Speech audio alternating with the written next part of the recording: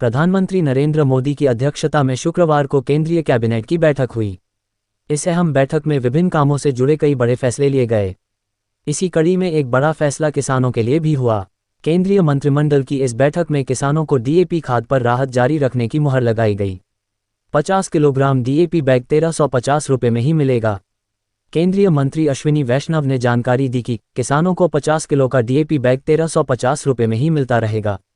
किसानों को डीएपी का 50 किलो बैग 1350 रुपये में देने के लिए इंटरनेशनल मार्केट में जो भी अतिरिक्त खर्चा आएगा वो सरकार वहन करेगी। इसके लिए सरकार ने 37,216.15 करोड़ रुपए की सब्सिडी को मंजूरी दी है। अश्विनी वैष्णव ने कहा, कोरोना के बाद खाद की कीमत दुनिया भर में बहुत तेजी से बढ़ी है, लेकिन प्रधानमंत्री मोदी ने ये सुनिश्चित किया है कि किसानों पर बोझ न पड़े।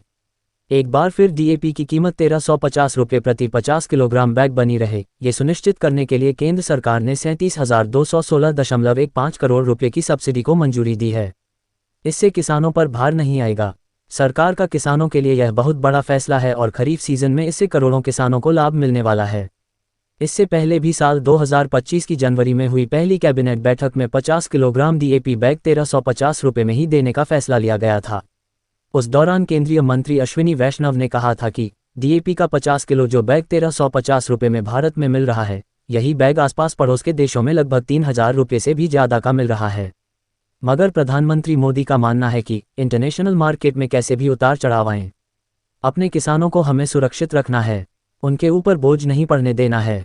अश्विनी वैष्णव ने कहा कि आज जिस तरह से इंटरनेशनल तनाव है उसका इंटरनेशनल मार्केट में बहुत बड़ा असर पड़ा है।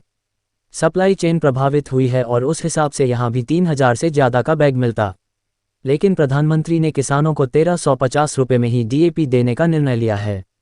इसकी ब्लैक मार्केटिंग पर कड़ी कार्रवाई की जाएगी। राज्य सरकारों से भी यह कह दिया गया है।